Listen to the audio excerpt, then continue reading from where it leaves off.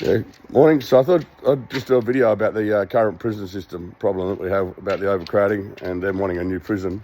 In 2001, I was in Casuarina prison. It was my last prison term. The prisons were full, all across West Australia were full. In Casuarina prison, we had 3 people to a cell. That's the bunk beds and a trundle bed on the floor and 1 toilet.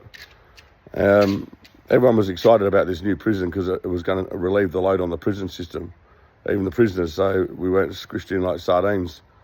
In 2002, got out of prison and I went and studied 3 years full-time in college. And then I went in 2005 to Acacia Prison and started up there as an ecumenical prison chaplain.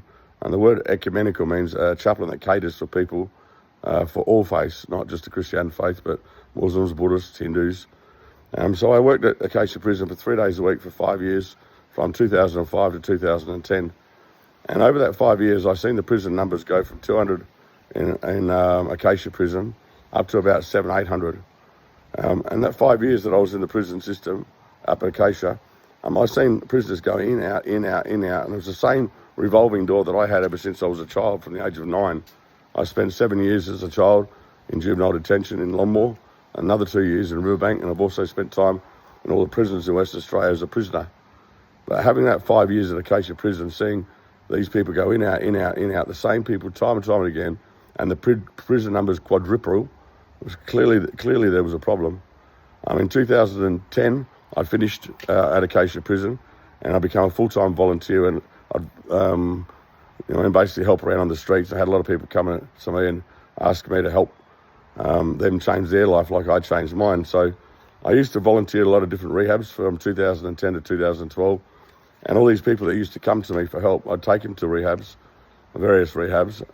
And all I seen was them going from an illegal drug to a legal drug. They'd go from the heroin to the methadone, or they get chained to a chemist for $7 a day. They're getting filled with antidepressants, antipsychotics, and it wasn't fixing the problem.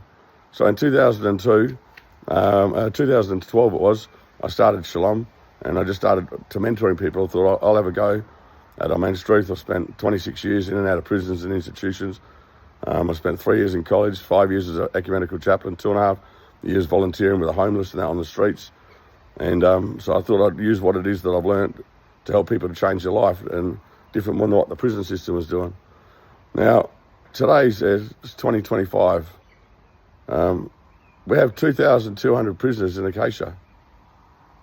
We have 2,200 prisoners in Casuarina.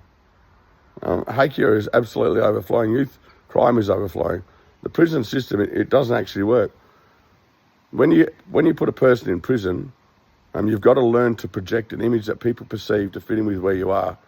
Loved ones may love it that you're in prison because you stop using drugs, you tell them whatever they want to hear. But they've just done 1 year, 2 years, 3 years. They've been put in a culture where you must project an image that people perceive to fit in with where you are, and you change as a person. Your thinking changes, your speech changes, how you are as a person changes, how you feel about yourself. And in prison, you've got to be somebody that you're not, otherwise you don't get on good in prison. But the problem is when you spend a couple of years in that environment, in that culture, and you get out of prison, you only relate to a certain demographic of people. Everybody that you start feeling comfortable around is doing what you don't want to do. They're all smoking cones, they're shooting up gear, they're getting blind drunk, they're having a lot of fun. And you try to hang around the geeks, the normal people, the people that you grew up with, but you feel like you don't fit, that they're better than you. So you go back to where you feel uncomfortable, where you feel comfortable, but where you feel comfortable, everyone's doing what they shouldn't. The prison system, it doesn't work. 2,200 prisoners, every prison's full, and now they want to build a mega prison.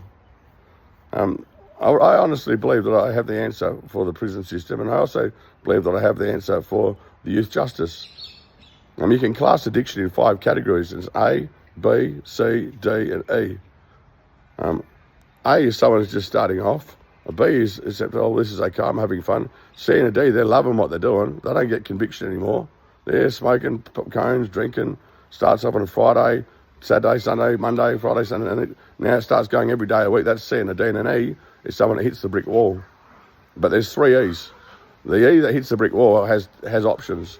When they finally hit the brick wall and they call mum and dad for help, or they call somebody for help, their brain goes through the options. They have mum, dad, brother, sister, uncle, auntie, wife, And so they go to the family member, and the family member puts them in the house, but the family member is not qualified to help them. But they can't stand to see him on the street, so they take him in. And then over the years, they wipe off their mum, they wipe off their dad, they wipe off their mum, they wipe off their dad. And eventually, when they hit the brick wall, they have 5 options left. No more 10, but 5. Hospital, mental health hospital, prison, morgue, or rehab. We only take in the E. They have no family to go to. They're all homeless. They've got nothing else except for prison, mental health hospital, morgue, or rehab. And so we only take in the E's. But the 3 types of E's. There's an E2. And E2 still wants to kick in the chemical. They still want the drugs. They still want the Valium or the lithium or the Zyprexa or the Lanzapine or the Metazapine or the Rohypnol or the whatever they can get their hands on. They still want to kick in the chemical. But the blanket, the drugs that you're taking, the prescription drugs that you're taking, they don't work. They're a blanket over the heart issues. And the heart issues is unforgiveness, bitterness, resentment.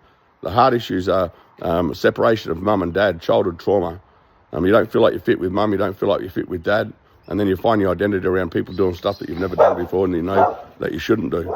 That's an E2. They still want the blanket, the chemical. And the E3 is what we build prisons for. Now, you're putting all 3 E's. You're putting all 3 E's in the prison system, and we're getting it all wrong. We need to separate the 3 E's. The ones that are serious and want to go to rehab, they go to rehab. Mandatory rehab won't work. If you tell people in prison, even at the moment, there's all these prisoners that's got all these courses, otherwise I'm going to get parole, but they don't want to do the course, they're doing it because they have to.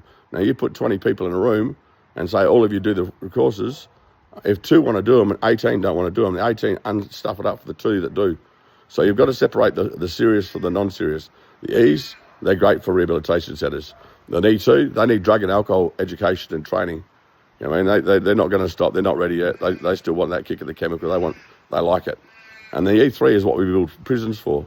Now, Hakea, the remand centre, is a harvest field for where we need to separate prisoners. We need to separate the 3 E's. And I know that would reduce the prison numbers and it would separate the serious from the non-serious. Rehabilitation without reintegration and re-socialisation doesn't work. You can't fix a person in 3 months. You might get a few band-aids on there, but you won't fix them. You've got to take the blanket off and go the axe to the root. And if you can deal with the root cause of the issue, the whole tree falls. So again, E1, rehab. E2, drug and alcohol training, mandatory training. And if they don't want it, they don't want it, but you just educate them anyway. And the E3s, let's put them in prison. It's the same with the youth crime and youth detention centres. It's a culture. Again, when you put a person in prison, you've got to learn to project an image that people perceive to fit in with where you are, and you become somebody that you're not. And as soon as you get out of jail after doing 6 months or 12 months, the first thing you do is you go straight to the bottle, straight to the gear, straight to the chuff, and you celebrate the fact that you've just done a lagging. But the second you stick that pick in your arm or smoke that pipe or pop that pill, you're back on that train. And that train, it starts off nice and slow, but soon it gets faster and faster and faster, and then you hit the brick wall, and then we sing that song, Here We Go Round the Mulberry Bush, round 2, fake. Rehabilitation without reintegration and re-socialisation doesn't work. You can take the prisoner out of prison, but then you've got to get the prison out of the prisoner. Thanks for watching. If you could share this post, I'd be really appreciated, because opening a mega prison, they're destroying families, separating mums and dads. We've got to deal with the root causes of the issue. Locking them up isn't the answer. You know, and if you've come from where I've come from, you know it's not the answer. I spent 26 years in prisons, institutions, 3 years studying and learning why I was like I was, 5 years as an ecumenical chaplain, 2.5 years on the streets, and 14 years running Shalom. And I reckon I got a bit of an idea about how do you get people to listen. And by you sharing this post, you might be able to help me get people to listen.